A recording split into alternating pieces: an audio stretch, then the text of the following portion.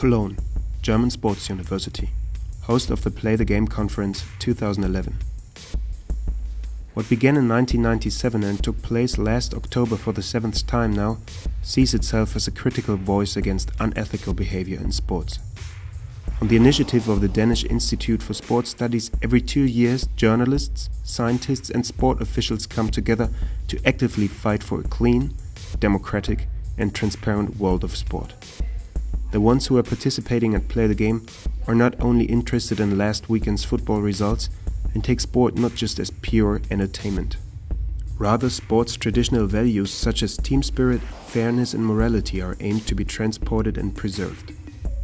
Recipients of these messages are the major sports federations, but also governments, companies or the judiciary.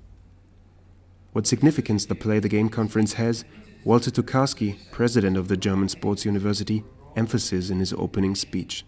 It's a great honor for me as the rector of the German Sports University to welcome you to the 7th Play the Game conference.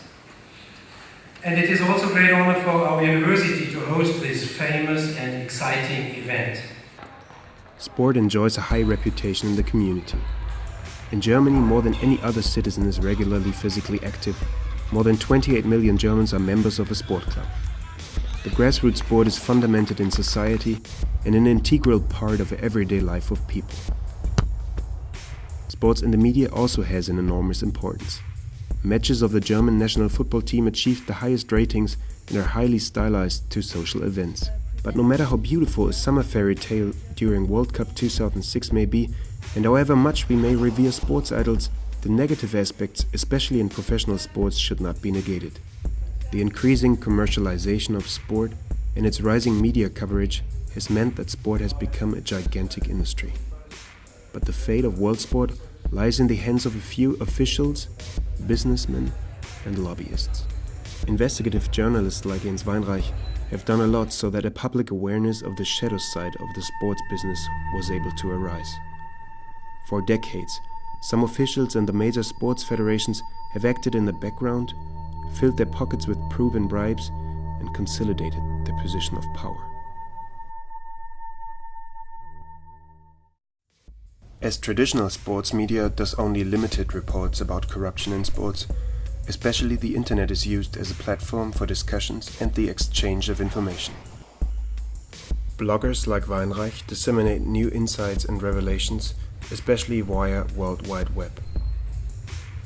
Play the Game is one of the few accredited institutions which does educational work for the public interested in sports.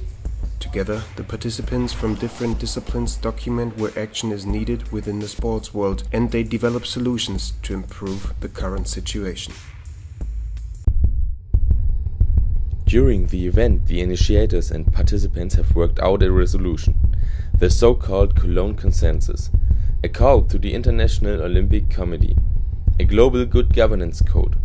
Corruption in sport should not become a tradition. This code is meant to emphasize the importance of normative action within the sport organizations. Among other things, the paper highlights the need for ensuring ethical practices and democratic government, especially the establishment of transparency and the liability of the association officials count to the most important points. These are the ingredients for the fight against corruption and to preserve the integrity of sport. The former IOC Vice President Richard Pound painted in his speech to the current situation in sports a gloomy picture. We want sport to go the way of the World Wrestling Federation, which could no longer even pretend that what it delivered was sport, and changed its name to World Wrestling Entertainment, which delivers programming ranking somewhere between the circus and the farce. All we have to do is keep going in the direction in which we've allowed sport to drift over the past decades. It's later than many connected with sport seem to think. Thank you. Also on the level of the media exists backlog demand. Only a few media organizations in Germany often venture to take a look behind the scene of the sport. If there's a case of fraud, even though doping or bribery, it causes a damage for the public image of the spotted sport. The spectator turns away, so it is better not to report about it. This strategy would be understandable from an economic point of view. Who wants to damage his source of income? But the professional ethics of journalists also includes a duty to investigate. Unfortunately, the participation of media coverage wasn't that good at the world's largest conference on sports ethics. This unfortunately clearly shows the importance of enlightenment in German sports media. One of the few resolute investigative journalists is Canadian, university lecturer and author. His book The Fix, published in 2008, has become a bestseller. Declan Hill keeps an eye on the rotten apples of sports business. His specialty, match fixing. For his research, he has gone undercover and met, for example, former mafia bosses like Michael Francis or even in Germany the little-known Chapina brothers. The reason why he reveals betting scandals is obvious to him. Because I happen to love sport. Sports journalists tend to be guys that sit on their couch and watch sports on their television. Or they go and to football games or athletic competitions and they wave and cheer. Let's be very clear from the beginning of this interview. I've risked my life to protect sport. I can't think of anybody who expresses their love more for sport than actually putting their flesh and bones at risk for sport. Hill does not want to wait for a self-cleaning process within the sports system. He takes the journalistic profession accountable.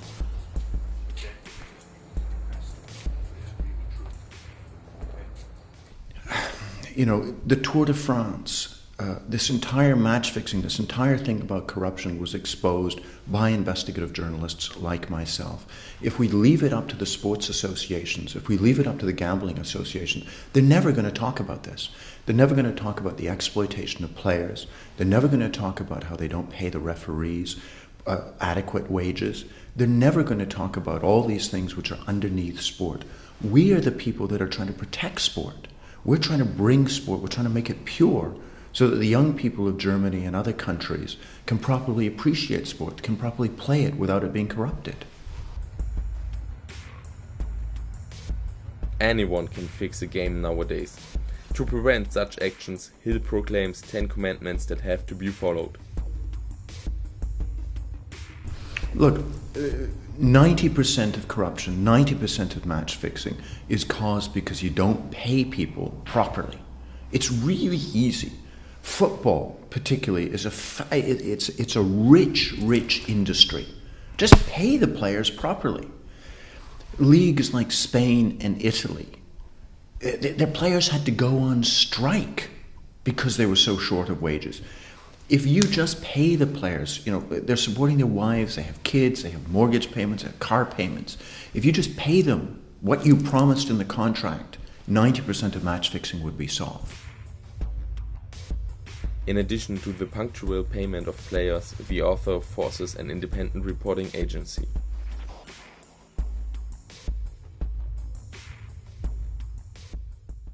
Put into place a security unit, put into place units of former police officers, not former sports officials, but former police officers who understand these guys, who understand criminals. Put into place a genuine independent hotline. I know there's stuff being talked about in Germany about some hotline, but it's not an independent hotline. You need an independent hotline that if a player is asked to corrupt a game, he can pick up the phone and he can phone an outside independent agency. Otherwise, if he's phoning people inside the German football industry, they're going to be going, Klaus, is that you? Like, you need to have an independent agency. These things are very simple to put in place, and football is a rich industry, and they should be doing it. Another proposal has Benjamin Best. The German sports journalist revealed match fixing in tennis and soccer, among others. For this, he was elected as CNN Journalist of the Year in 2011. Also ich denke, ein wichtiger Punkt ist, dass man die Wetten reguliert, dass man sogenannte Limits einführt. Denn Manipulationen sind natürlich nur möglich, wenn Kriminelle auch sehr viel Geld wetten können. Sobald man das reguliert und da einschreitet, wird natürlich eine Manipulation auch nicht mehr so interessant. Man muss sich vorstellen, man kann in Asien bis zu 1 Million, teilweise auch mehr setzen, können Privatleute setzen. Und wenn man das reguliert und da wirklich diese Zahl wirklich runterschraubt, dann denke ich, hat man einen Schritt von vielen getan, um im Internet Wettmanipulationen zu bekämpfen. I've heard this, and there's a German-based company called Wettradar that does a lot of this kind of work. The problem with their, look, it's a very good idea, and the company is very good. But the problem is that what they're trying to do is discover fraud in the stock market just by looking at the share prices. And it's too difficult to do. You really need an independent investigative agency. Look, for example, at Italy. Italy, we now know that there's at least 25 Serie B, Serie A matches that the police think have been fixed, just in the last season alone.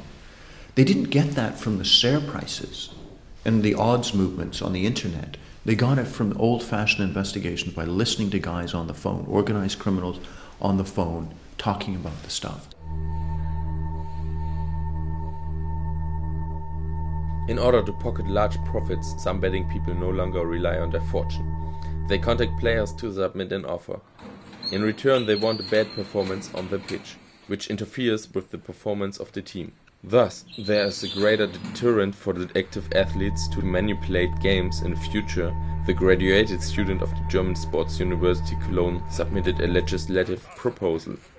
Ein wichtiger Punkt, das haben wir heute auch gehört, wäre ein Straftatbestand Sportbetrug. Man muss sich vorstellen, bis zum heutigen Tage ist das Manipulieren oder die schlechte Leistung von Sportlern auf dem Fußballplatz nicht strafbar. Also zumindest nicht von der Rechtsprechung strafbar. Sportrechtlich schon, da können die Verbände einschreiten, aber ich glaube, dass ein Straftatbestand da sehr viel helfen würde. Game manipulation is not only a problem of professional sport. Even in non-professional leagues, a climate was created in which match-fixing and distortion of competition occur every day. Im Amateurbereich geht es halt um Bier, da geht es um Aufstieg, Nicht-Aufstieg, da ist natürlich eher der Freizeitcharakter gegeben. Natürlich muss man auch da schon ansetzen, denn Fußballer, die natürlich aus dem Freizeitbereich kommen und dann irgendwann mal in den Profibereich wechseln, sind dann schon sozialisiert quasi für Wettmanipulation. But I'm telling you, with as much emphasis as I can, world sports hangs on a knife edge. We're in an era where anyone can fix. Recent cases shows that betting scams nowadays are revealed in more countries and more sports. The betting industry makes 200 billion euro revenues a year. Live bets can be placed every single minute of the game, on each game, in each league, at each event. From the yellow card to the scorer who gets his team won back to the opponent, a microcosm of screws offers corrupt bettors a maximum range of influence. Everywhere there seem to be people who want to gain an advantage through collusion, anonymous meetings, or direct bribes to referees or players. But bribery does not only occur on the playing field or on the sideline, but also in the offices and back rooms of the associations.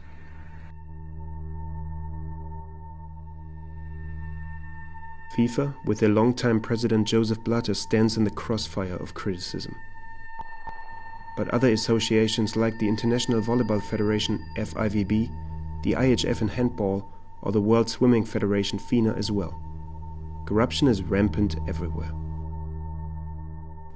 Money from ticket sales going into private pockets, bought votes or dubious World Cup awards, officials always act under the guise of fair play and international understanding.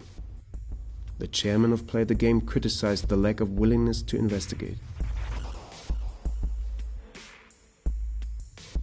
FIFA, for example, is steeped in corruption.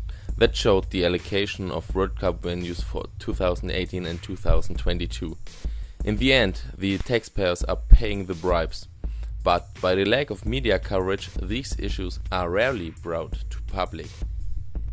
FIFA President Joseph Blatter always speaks of a family when it comes to maintaining the public image of his association.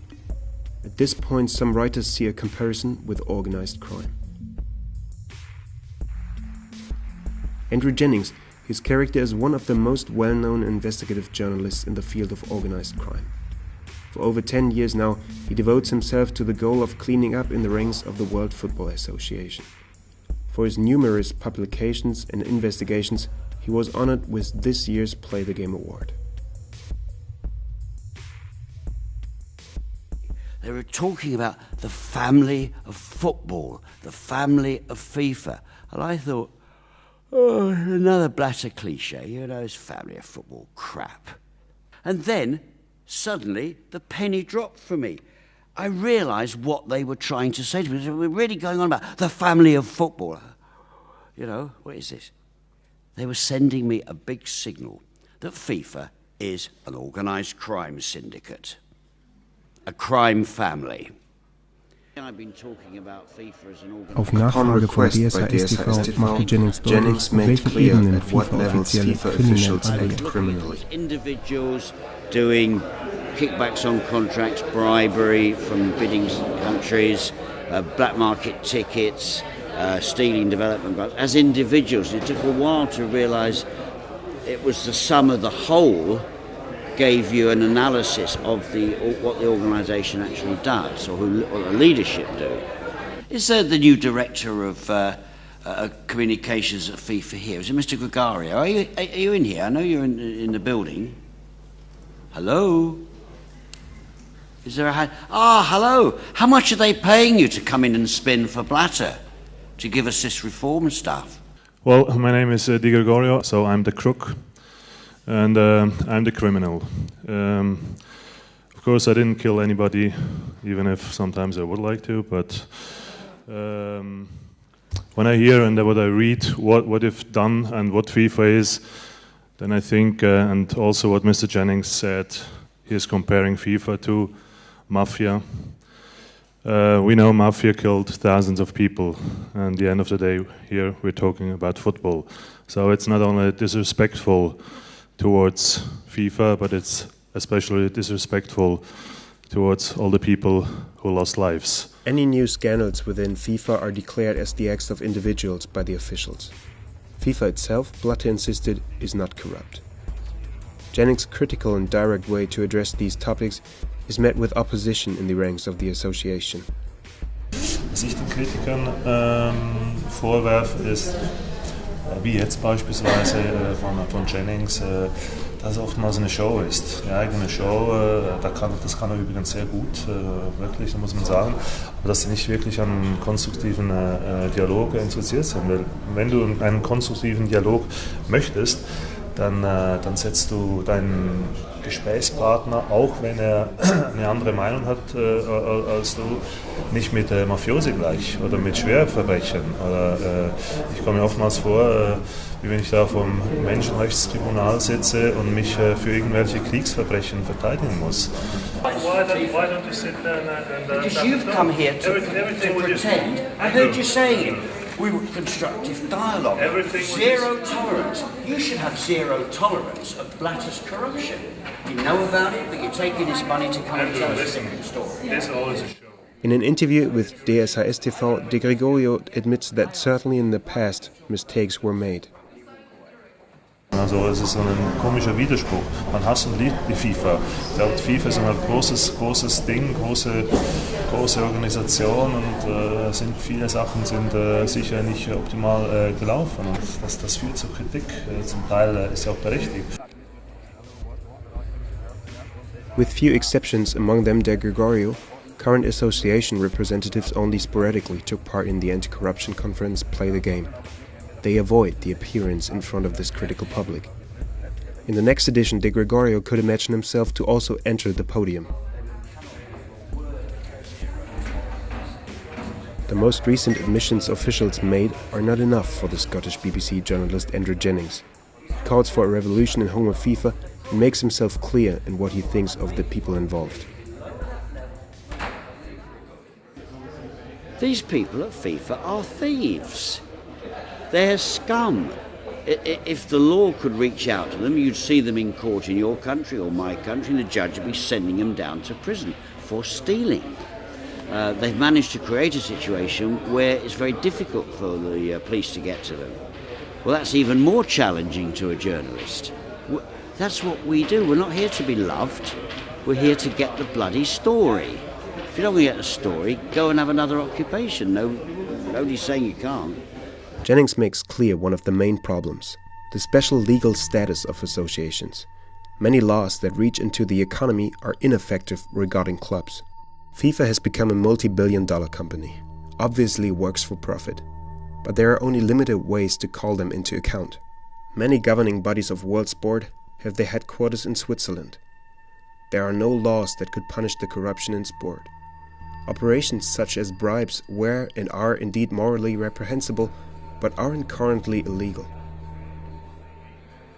Another suggestion on how to make it clear that one do not tolerate corruption in FIFA from a consumer's perspective makes Declan Hill. It's very simple. If you don't like corruption at FIFA, just go buy Puma and write a letter to Adidas. Write a very polite letter. Say, you make excellent products. You're a fantastic company, but you support the present regime of FIFA, and there's too much corruption inside that institution. And until you stop doing it, I'm going to support your arch rival, your competitor's Puma. Adidas, one of the leading sporting goods manufacturers, was especially known for the will to control world sports under Horst Dassler, son of company founder Eddie Dassler. So multi-million-dollar deals could be threaded. Dassler also needed the favor of officials, which he secured with gifts, financial favors, and comprehensive contracts.